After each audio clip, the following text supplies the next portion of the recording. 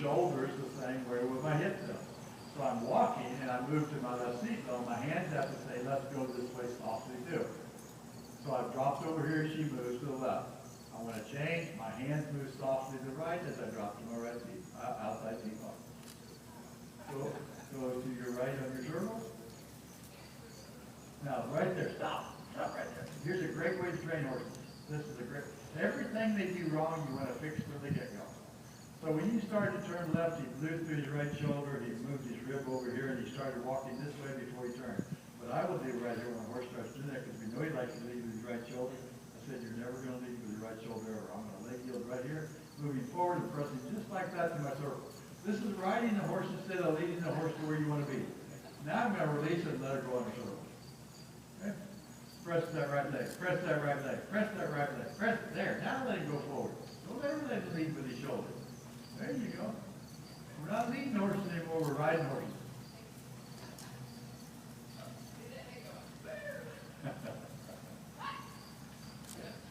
And start trotting. Anything you do on a horse in that, especially if they have a bad habit of doing one thing, you want to do just the opposite. Say, I'm not going to let you do that anymore because that's how you normally do it, which is wrong.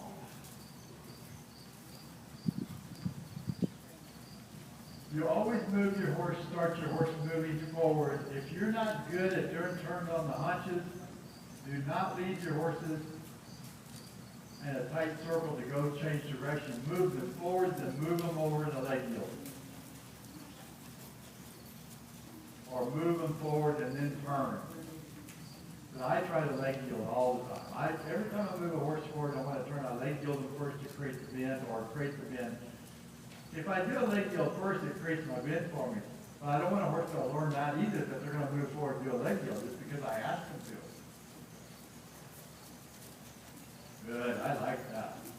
Now how much does this horse lope to the right? Will he keep his bend? I figured that. No, it's the bend. So, right knee inside, feet, Susan Summers. Okay.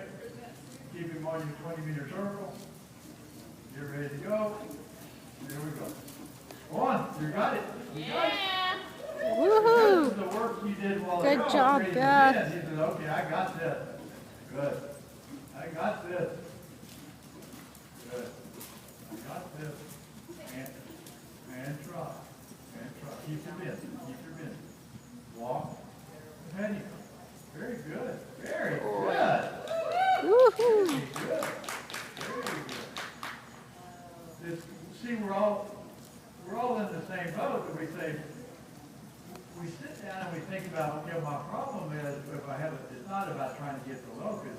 We have to sit back and say, whoa, let's rethink this. Is my horse in the proper position to lope in the first place?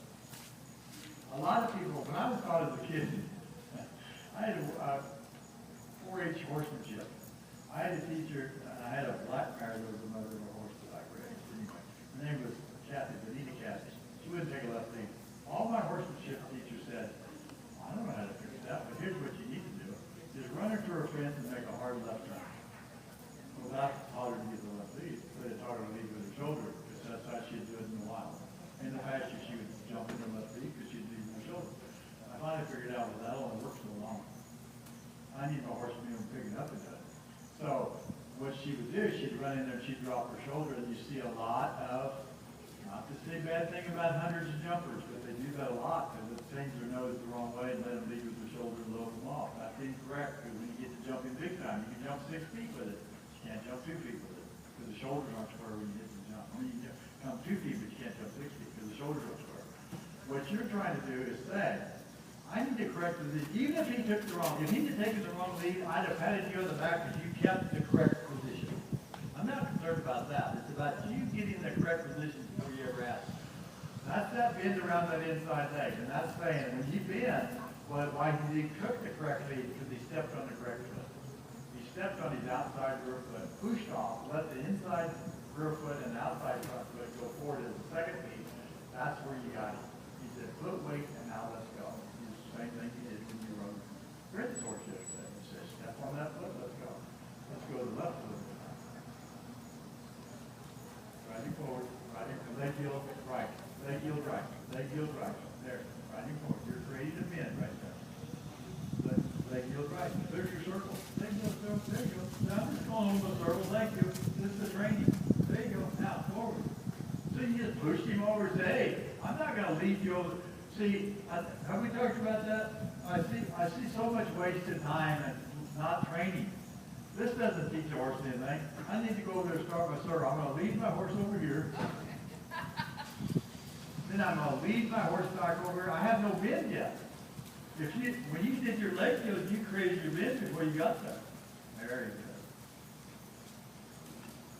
go. Touch point. Good.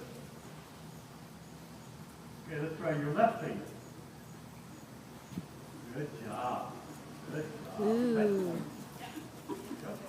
There you go. There you go. Hold your back. Be soft. Remember, pull and release. Now, when you release his face, guess what he tells you? And there's nothing wrong with that. But all he knows, he thinks you're going to support him with your hands. But you have to get him trusted more that you're seating your legs are pushing him forward, not your hands. So that's why we pull and release. If you don't pull and release, they say, oh, good, you're going to, when you're pulling on my face, I'm supposed to keep loping. That's not why they're supposed to be loping. You're supposed to lope because you're seating your legs. So you pull them and you release them, then you pull them again before they have a chance to fall apart. Then you pull them and you release them. Eventually they'll quit doing it to you. Yeah. So here we go. Left knee lope. Push. Position. Position. There you go. Trot. And here we go again. Squeeze, seat bone, and low. Go on. Now pull, release. Not a big release, just a pull, release, because he's carrying you and you're helping him. There. Pull, release. If he speeds up, you reposition his body. It's half halting through the hands and the seat. As you pull and release, remember when you pull, you have to add more leg. When you release, you have to lighten that leg. Because if you pull and you don't add your leg, he's going to slow down to a trot. So you pull him, add your leg, release the leg and the hand at the same time, softly, not a lot, and right back into it. You're doing good. Repositioning, repositioning. Don't be in a hurry to low. Now you can low. Because you got him back into a tempo. Right leg back, go for it. Good. Good. Don't lope with your hands, lope with your seat. Very good. There you go. Lope with your seat and your feet. Don't lope with your hands. If you're connected and trot, the more collection we create, and walk, good, and petty. The more collection we create, the more you have to ride with your feet. We're trying to ride with our seat and maybe our thigh and our calf. The more collection we get, the more we have to grip with our feet. For him to sit down, for her to sit down, for her to really sit down, you're going to have to squeeze with both feet, because if you don't, the energy will be killed and one foot will drag you up all the way. So you got to stay. Yeah, that's what we all do. We all crash and burn before that. Once you go right down the rail, let him relax and you go neck again for a minute. Try to send him down through your hands. Yeah. Let him walk now. Ask him to walk a little bit with your feet in your seat. Say, come on, one foot at a time. Let's walk. Let's walk. More walk. More walk. More walk. That horse should have a stride that's unbelievable.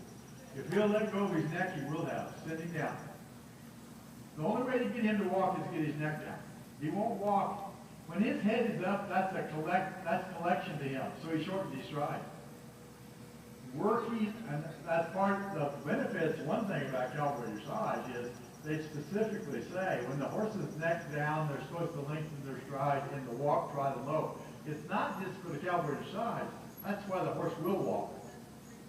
That's the free walk, free jog, walk, free jog, and free lope. When their head is down, they want to lengthen. I mean, they can lengthen their stride. With their head up, they won't lengthen their stride. When we do this, she has to shorten her stride. Yeah, you can say. Remember, low hands mean low neck, but you can come up and back, and then get back low again. Come up and back, and then get low again. If I stay in this position, she's supposed to stay up. I'm not going to do it from here. Look, this won't do it from here. I have to come up. I have to come back and up, close to my stomach,